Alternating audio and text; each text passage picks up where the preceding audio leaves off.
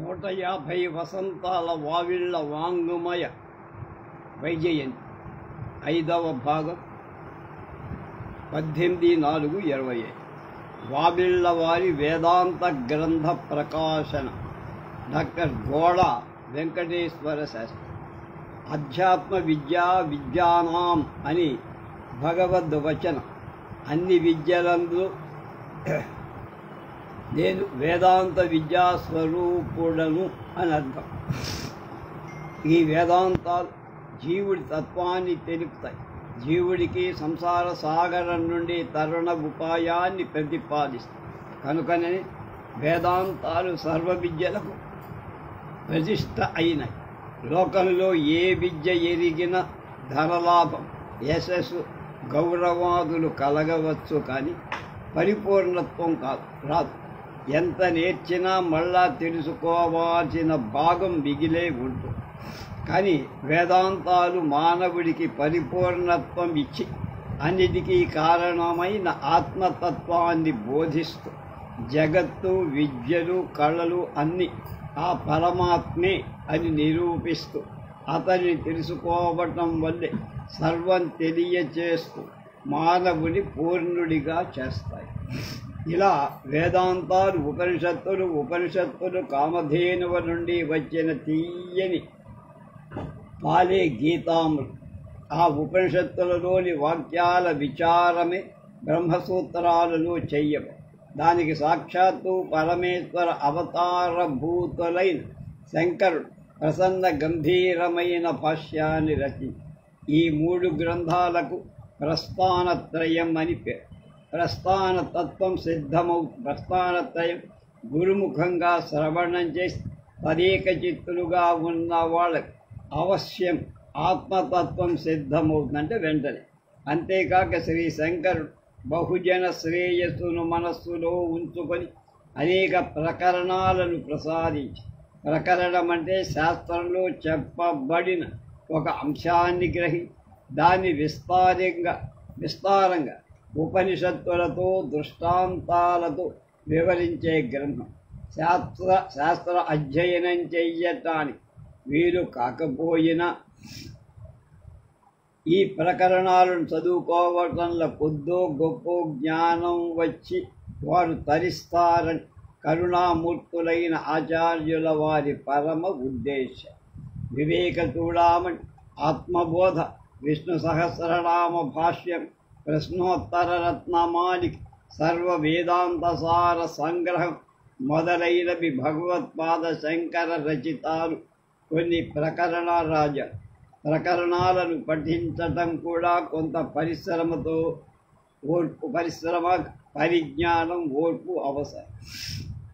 అవి లేని వారు తరించాలని భాష్యకారులైన శంకరుడు అనేక స్తోత్రాలు రచించి ఆ స్తోత్రాలు అతి మధురంగా వీణుల విందుగా ఉండటమే కాక అర్ధపుష్టితో భక్తిరస భరితాలై ఉండి అనేక దేవతలపై ఆ స్తోత్రాలు చెయ్యబడి మానవులు వాళ్ళ ఇష్ట దేవతలను ఆరాధించేదం ఈ స్తోత్రాలు ఉపయోగపడి అనేక వృత్తాలతో చదవటానికి సులభంగా, వినటానికి ఇంపుగా, మనస్సుకు ఆనందదాయకంగా ఉంటాయి.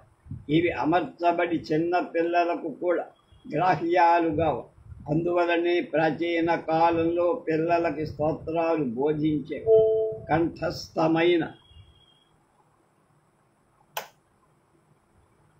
ఈ స్తోత్రాలకు అర్థం కొంతవరకు వయస్సు మళ్ళిన వాళ్ళకే బోధపడే అంతటి గొప్ప సాహిత్య సముదాయాన్ని శంకర భగవత్పాదులు మానవాళికి అర్పించి సమాజంలో ఆధ్యాత్మిక చింతన కరువై వేదాంత గ్రంథ పఠనం మృగ్యమైనందువల్ల వేదాంత గ్రంథ ప్రచురణలు అలభ్యమై కాలం మారినప్పటికీ 1000 కష్టాలు వెంబడించిన వాటిని లెక్క చేయక సాహితీ సేవను నిరపరమావధిగా భావించి దాన్ని మరువరాదని, కష్టాలన్నీ కాలగతులతో మారుతాయనే విశ్వాసంతో పాఠక లోకాన్ని దృష్టిలో ఉంచుకొని వారికి ఎల్లప్పుడూ శ్రేయస్సు కలగాలని ముఖ్యోద్దేశంతో నిర్విరామ కృషి వావిళ్ళ సంస్థ చేస్తోంది.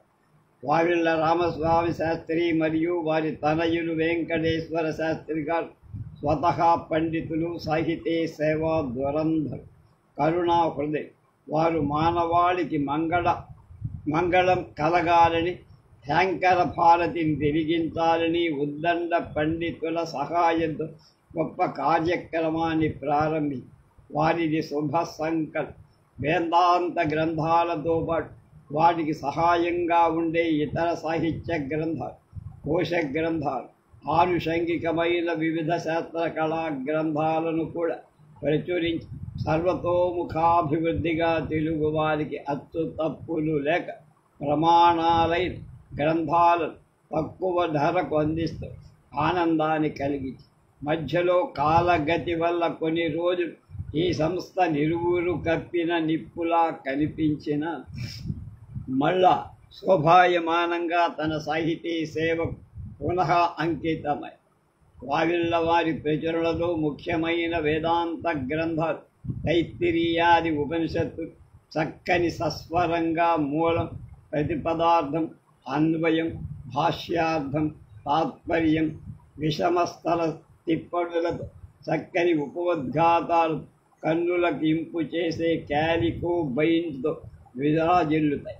గీతా భాష్యాన్ని కేవలం శంకర భాష్యమే కాక మతాంతర భాష్యాలు సమకూర్చి పాఠక లోకానికి అందచేశారు.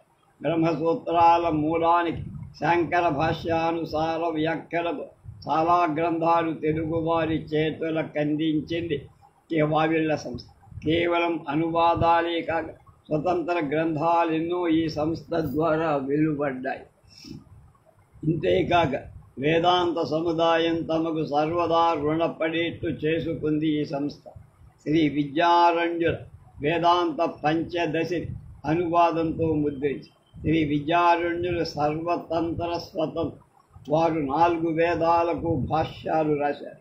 విద్యారణ్య భాష్యమే వేదార్థాలను గ్రహించడానికి ప్రధాన సాధనం. ఆ మహాత్ముడు వేదాంత సారాన్ని 15 ప్రకరణాలుగా అందించగా బ్రహ్మలక్షణమైన సచ్చిదానంద రూపాన్ని సూచిస్తూ మొదటి 5 ప్రకరణాలకు వివేక పంచకమని, మిగతా 5 ప్రకరణాలకు దీప పంచకమని, చివరి 5 ప్రకరణాలకు ఆనంద పంచకమని నామకరణం చేసుకున్నారు.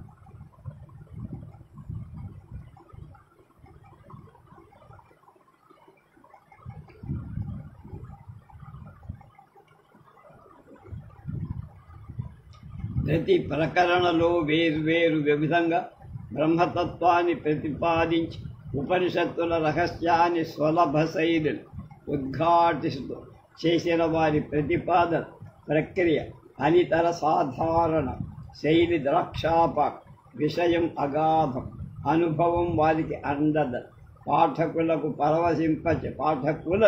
పరవశింపచేస్తుంది. గ్రంథం తక్కిన ఆచార్యులు ఎవ్వరూ చెప్పరు.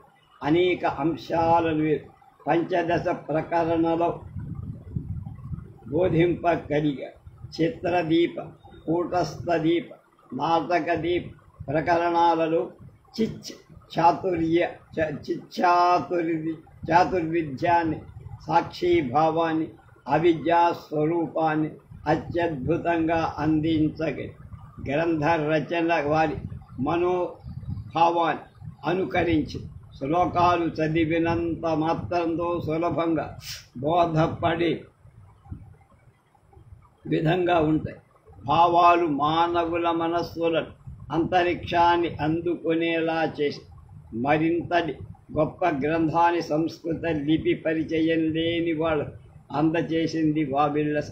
కేవలం మూలాన్ని సమర్పించటమే కాక వ్యాఖ్యానంతో తెలుగు అనువాదం చక్కగా వారు వారి జీవితాలను ధన్యమనర్చి ఆచంద్ర తారార్కం మరువలేనిదిగా వావిళ్ళ సంస్థ రూపొందించింది.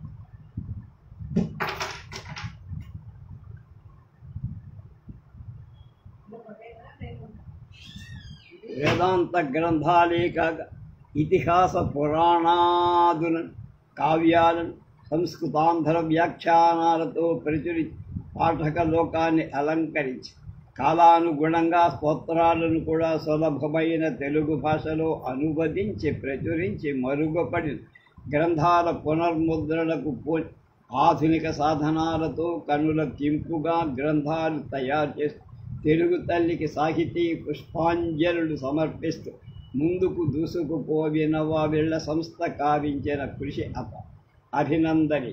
సాహిత్య ఆరాధనలు 150 వసంతాలు పూర్తయిన సందర్భం విశేష కార్యక్రమాలను జరపడం సంస్కృత ఆంధ్రాది బహుభాషల వాళ్ళకి ఆనందదాయకం. ఈశ్వరానుగ్రహంతో వావిళ్ళ సంస్థ సర్వతోముఖాభివృద్ధి చెందుతూ తన నిరంతర సాహిత్య సేవను నిరంతరాయంగా కొనసాగించాలని మనసారా ఆశిస్తుంది. గ్రంథ ప్రచురణలో వావిళ్ళ రామస్వామి శాస్త్రుడు అండ్ సన్స్ ప్రముఖ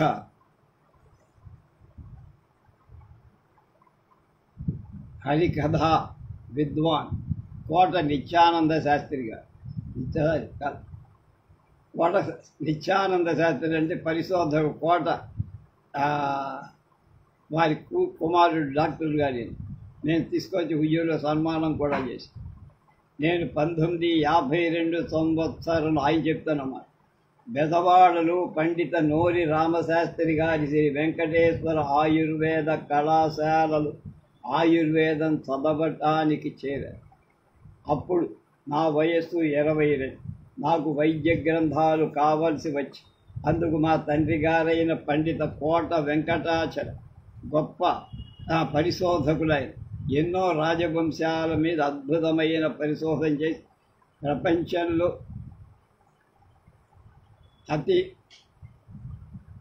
గొప్పగా ఆయన ఇవన్నీ రాజవంశాల చరిత్రలన్నీ కూడా రాసి అంటే ఇదివరకు బ్రిటిష్ వాళ్ళు చెప్పినవి ఇతరులు చెప్పిందన్నీ తప్పు అని రుజువు చేసిన వాడు ఆయన కోట వెంకటాచలం.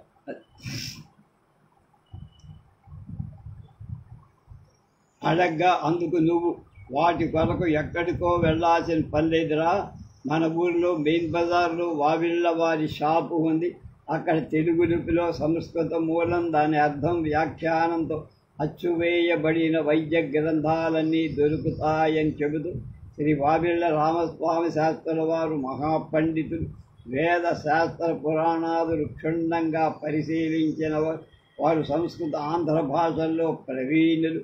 సుమారు 100 ఏళ్ల క్రితం ఆది సరస్వతి నిలయ ముద్రాణలయం స్థాపించి శిథిలమైపోతున్న తాళపత్ర గ్రంథాలలో వాత ప్రతులలు గల సంస్కృత ఆంధ్ర గ్రంథాలు చక్కని తెలుగు లిపిలో అర్థవంతమైన వ్యాఖ్యానంతో అచ్చువేసి మన ఆంధ్రదేశానికి అందించిన ఘనత వావిళ్ళ వారిదే అని చెప్పి మరి వారు సుప్రసిద్ధ పండితులై ముద్రణాలయ స్థాపకులుగా ప్రచురణకర్తలుగా ఉండి మరో ధ్యాస లేకుండా విజ్ఞానాభివృద్ధి కోసమై ధ్యేయంగా కలవారైనందునే వారు ముద్రించిన గ్రంథాలలో ఏ విధమైన అచ్చు పొరపాటు తప్పులు దోషాలు కనపడవని వారు ముద్రించడంలో అతి జాగ్రత్తగా ఉంటారని చెబుతూ మా నాన్నగారు వావిళ్ళ వారు గ్రంథం ప్రచురించబోయే ముందు సమకూర్చిన పేజీల ఫారాలు బయట ఉంచి అందు ఏ విధమైన తప్పులను ఏ పండితుడైనా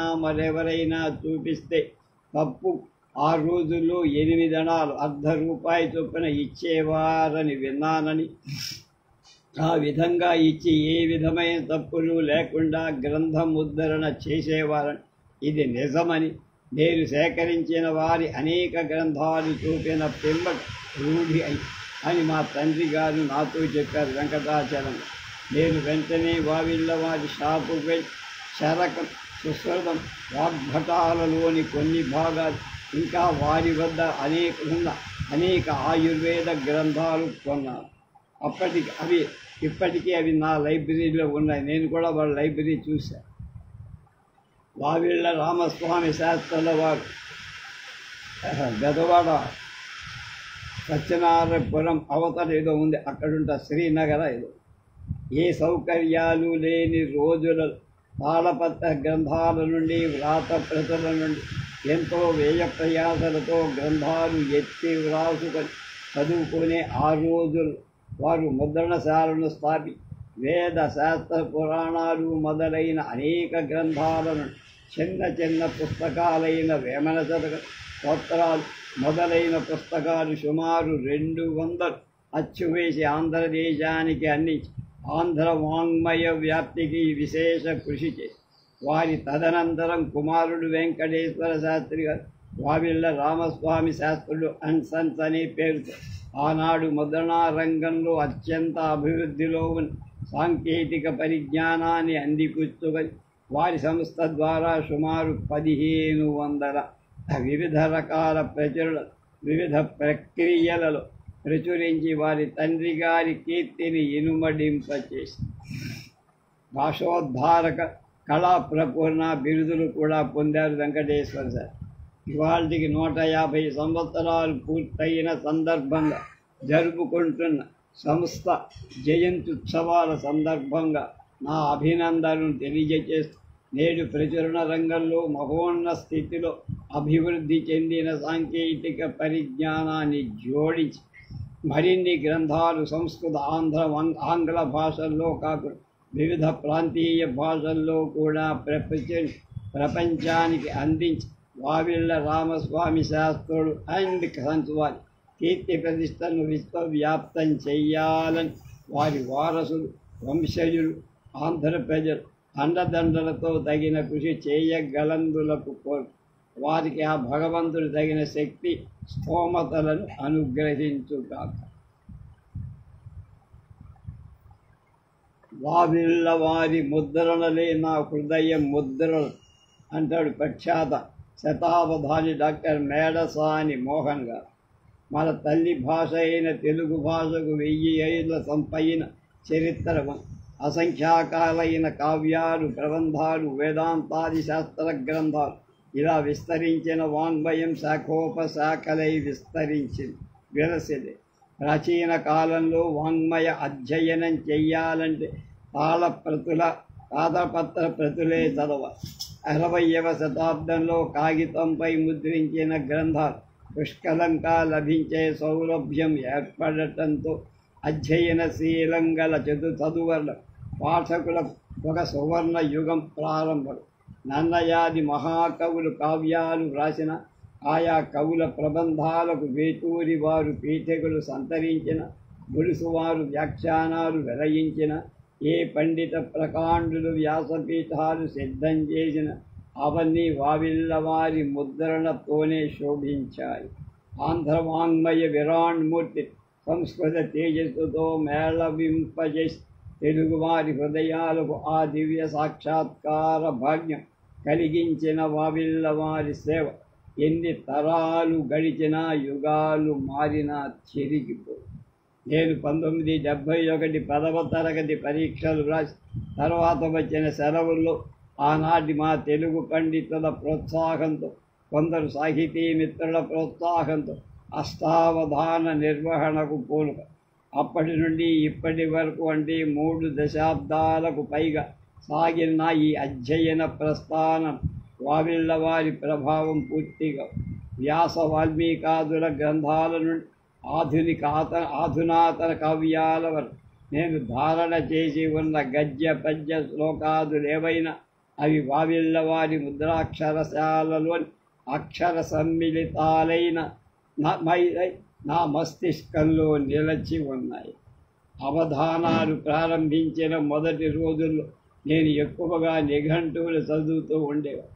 ఆ రోజుల్లో ఒక సాహితీ మిత్రుడు నాకు శ్రీ పురుషోత్తమదేవ ప్రణీత త్రికాండ శేషం అనే గ్రంథాన్ని చదవమని, శేషాద్రి రమణ కవుల పీఠికలో వావిళ్ళ స్వామి శాస్త్రులు అని సంచువారిచే అది 1928లో ప్రకటితమై ఉత్కళ దేశాన్ని పరిపాలించిన పురుషోత్తమదేవ గజపతి కూర్చిన ఆయన నామలింగానుశాసన పదాల నిఘంటువి ఈ గ్రంథం. అష్టావధానంలో నిశిష్టాక్షరి, న్యస్తాక్షరి, ఛందోబద్ధ సంభాషణ వంటి క్లిష్టమైన అంశాలు పూరించటానికి ఈ గ్రంథం నాకెంతో ఉపయోగం పడిందో మాటల్లో చెప్పలేదు. మహాకవుల కావ్యాలు ప్రబంధాలు కూడా నేను అప్పటి నుంచే ముమ్మరంగా చదవటం ప్రారంభించాను. అవన్నీ కూడా వావిళ్ళ వారిచే ప్రకృతాలు. వారు ఏ గ్రంథాన్ని ముద్రించి ప్రకటించిన పండిత ప్రకాండుల చేత పీఠికలు రాయించి పరిష్కరణ పాఠ నిర్ణయాదులతో ఎటువంటి స్కారిత్యాలు లేకుండా వీలైనంత టిప్పణి కూడా సమకూర్చి చదువులకు అందిస్తారు. 1953లో వీరు ముద్రించిన నృసింహ పురాణం ఎర్రనవి నాకు ఒక మిత్రుల్లాగా లభించింది. ఈ గ్రంథానికి వేలూరు శివరామశాస్త్రి గారు విపుల పీఠిక సంతరించారు. సముచితమైన రీతిలో అధసూచికలు గ్రంథం చివర పదాల అర్థాలు వివరంగా పొందుపరచబడి ఈ గ్రంథం నాకెంతో రసాహ్లాదం కలిగించిందో ఎలా వర్ణించదు. ఇప్పటికి కూడా 500 పైగా ఈ గ్రంథంలోని పద్యాలు నా ధారణలో ఒదిగి ఉన్నాయంటే వావిళ్ళ వారి ముద్రణది నా హృదయ ముద్రలై ఉండటం. నాకు స్తోత్ర వాంగ్మయంపై కూడా ఆసక్తి ఎక్కువ.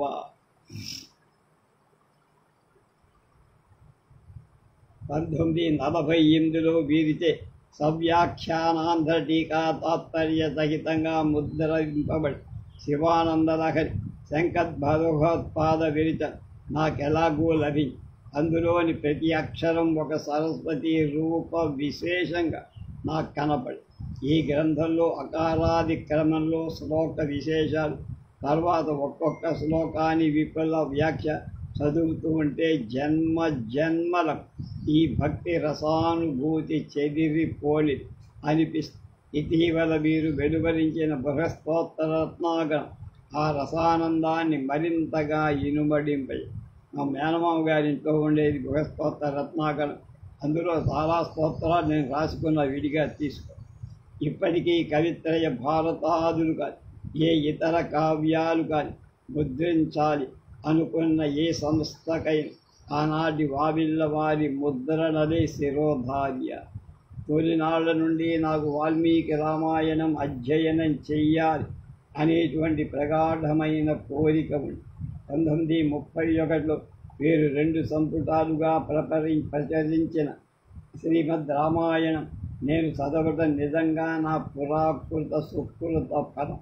ఈ గ్రంథం ద్వారానే రామాయణ ప్రవచనానికి అనుకూలమైన కొన్ని వేల శ్లోకాలు నా ధారణలో నిశ్చలంగా నిలిచారు. అందులో మొదటి పేజీలోనే వావిళ్ళ వారిని గుర్చిన ఒక శ్లోకం కూడా నా ధారణలో నిలిపి శ్రీ వావిల్వాన్వయ జై రఘువర చరితం విమర్శితం పూర్వం రామస్వామిభిరార్యై రసవత్ తత్సూక్తి గౌరవాచ్ఛయత. అలాగే వీరిచే ప్రకటితాలైన వేదాంత గ్రంథాల ప్రభావం కూడా నాపై చాలా. 1933లో వీరిచే ప్రకటింపబడి శ్రీ మదానందగిరి టీకాయుక్త శ్రీ శంకర భాష్యేన శ్రీ రంగరామానుజ భాష్యేన చ సహిత బృహదారణ్యకోపనిషత్ షడుపనిషద్భాష్యం 1934లో ప్రకటితమై శ్రీ విద్యారణ్య ప్రణీత వేదాంత పంచదశ సౌందర్యలహరి అనుభూతి ప్రకాశిక దుర్దృశ్య వివేకం ఇలాంటి గ్రంథాలు కూడా నా పైన చెరగని ముద్ర వేశాయని మేడసాని మోహన్ అంటారు. పండ్రంగి రాజేశ్వరరావు వావిళ్ళ రాయ వెంకటేశ్వర శాస్త్రి గారి నిరుపమానసే. వావిళ్ళ వారు మత సంస్కృతిపరమైన అనేక గ్రంథాలు తెలుగు సంస్కృత భాషలో ప్రచురించి అమూల్యమైన సాహితీ సేవ చేశారు.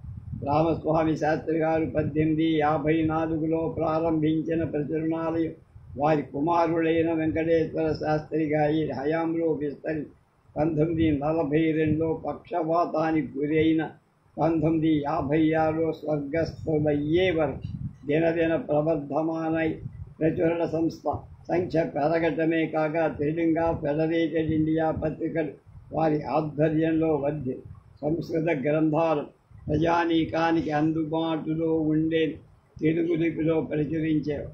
ఇలా వీరి సహాయ సహకార సానుభూతి లేకపోతే అనేక మంది పండితులు విమర్శకులు వెలుగులోకి వచ్చేవారే కాదు. వీరు జన్మతః ద్రావిడులైన తెలుగు భాషకు రాష్ట్రానికి వివిధ రంగాల్లో గణనీయమైన సేవలు చేసి ఈ సందర్భంగా ద్రావిడను గురించి 2 ముక్కలు చెప్పారు. వీరు తొలుత తమిళనాడులో కావేరీ ప్రాంతానికి చెందిన వేద పండిత్. క్రీస్తు శకం 13-14 శతాబ్దాలు నెల్లూరు జిల్లాలో పుదూరు, పశ్చిమ గోదావరి జిల్లా కాకరపల్లి, తూర్పు గోదావరి జిల్లా పేరూరు, విశాఖ జిల్లా దిమిలి గ్రామాల్లో స్థిరపడి అక్కడి నుండి దశ దిశలా వ్యాపి స్థానికుల ఆచార వ్యవహారాలు కట్టుబాట్లను అనుకరించి ఇంటి పేర్లు పెట్టారు. వీరు వివిధ రంగాల్లో సిద్ధహస్తులను అనిపించుకున్నారు.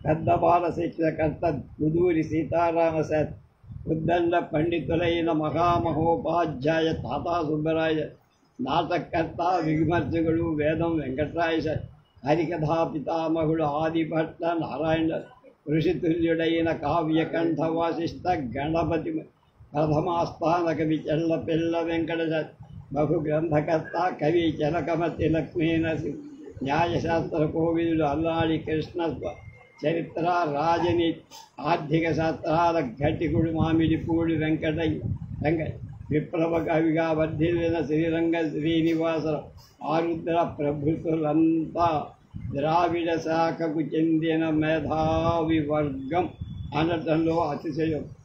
ఈ శాఖీయులైన వావిల్లవారు మన సారస్వతానికి చేసిన సేవ చిరస్మరణి. సంప్రదాయాన్ని విస్మరించకుండా పురోగమించారు శాస్త్రి. 54 ములిపే పద్యం, హిందూ భాషా సంజీవని, తదుపరి సరస్వతీ నిలయం, ఆది సరస్వతీ నిలయం అనే 3 ముద్రణాలయాలు స్థాయి. 1891లో వీరు పరమపదించేసరికి తెలుగు సంస్కృత భాషలో 50 గ్రంథాలు రాశారు.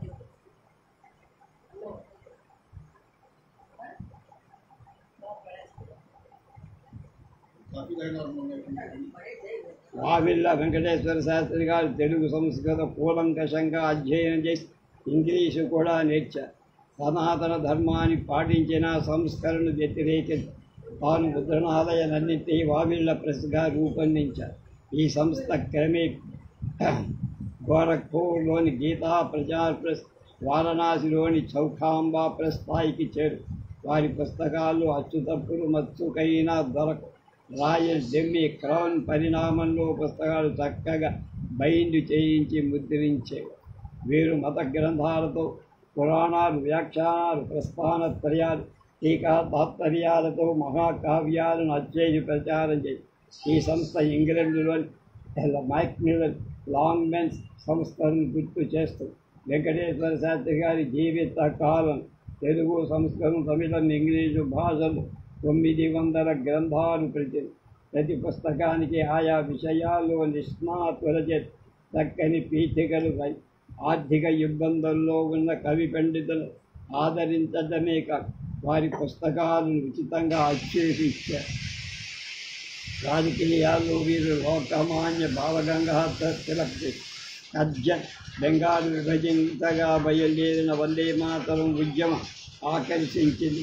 పంకించేందున ఆనందమఠం అనే నవలను ఆంధ్రీకరింపచేసి మన జాతీయ గీతమైన వందే మాతరం ఇందులో నిక్షిప్తంగా ఆంధ్రకేజీ ప్రకాశం గారి, తమిళ నాయకుడు సత్యమూర్తికి తరచు ఆర్థిక సాయం చేసేవారు. చట్టబద్ధమైన జాతీయ ఉద్యమాన్ని ప్రచారం చేయడానికి శ్రీలింగ పత్రిక అక్కిరాజు ఉమాకాంతం సంపాదకత్వంలో స్థాపించి విజయవంతంగా 1941లో ఈ పత్రిక శోభాయమాన రజతోత్సవాన్ని జరుపు. 1927లో వ్యాసరావు సంపాదకత్వంలో ఫెడరేటెడ్ ఇండియా అనే ఆంగ్ల పత్రిక. ఈ పత్రిక 52లో రజతోత్సవం. ప్రముఖ జాతీయ కవి తమిళ భాగ్మర్ప సుబ్రహ్మణ్య భారత సహకారంతో పిల్లల కోసం బాల వినోదిని అనే తమిళ మాస పత్రిక.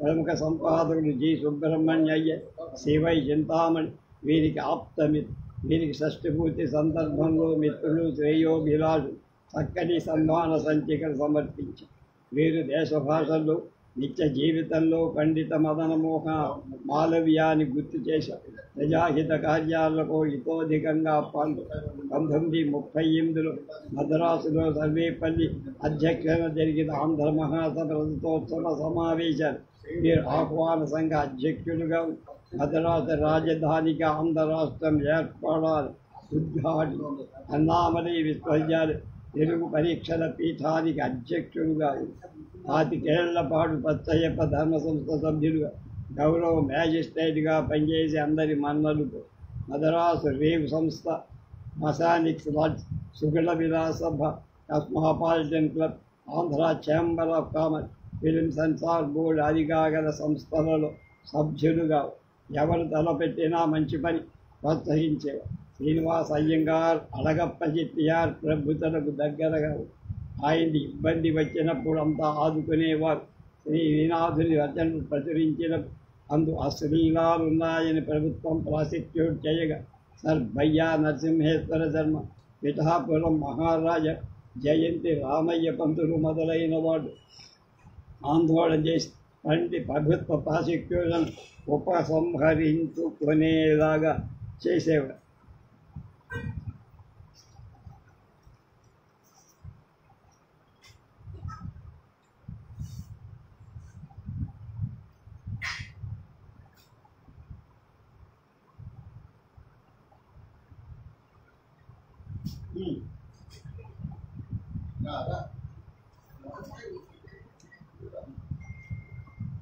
పూనాలోని భండార్కర్ పరిశోధనా సంస్థ కృషితో పోల్చారు. కాశీ పండితులు వీరిని శాస్త్ర ప్రచార పోషణ అనే బిరుదుతో సన్మాని. వీరు స్వతహా పండిత కవి, చేయి తిరిగిన రచయిత. సంస్కృతాంధ్ర భాషలకు వీరు చేసిన సేవ భాషోద్ధారక బిరుదు. ఆంధ్ర విశ్వవిద్యాలయం వీరికి 55లో కళా ప్రపూర్ణ ఇచ్చి 1942 పక్షపాతానికి గురై 56 వేసవిలో స్వర్గం. అనారోగ్యంతో ఉన్న వీరు తమ సంస్థ విషయంలో సరైన వీలునామా వ్రాయ అంచేత వారసత్వాన్ని గురించి పేకేలు వచ్చి అంతా కోర్టుల పాలయ్యాయి. గ్రంథ ప్రచురణ ఆగింది. వ్యాజ్యాలపైన ఏ ఒక్కరూ లబ్ధి పొందరు. ఐహిక విషయాలు ఎలా పరిణమించిన వెంకట శాస్త్రి గారు వాంగ్మయ ప్రపంచంలో శాశ్వత స్థానాన్ని సంపాదించారు. ఆంధ్రపత్రిక జూన్ 25, 1980. రేపు నేను చదివిన కిరాతార్జునీయం అయాచితం నటేశ్వర శర్మ గారి వ్యాసం రేపు చూద్దాము.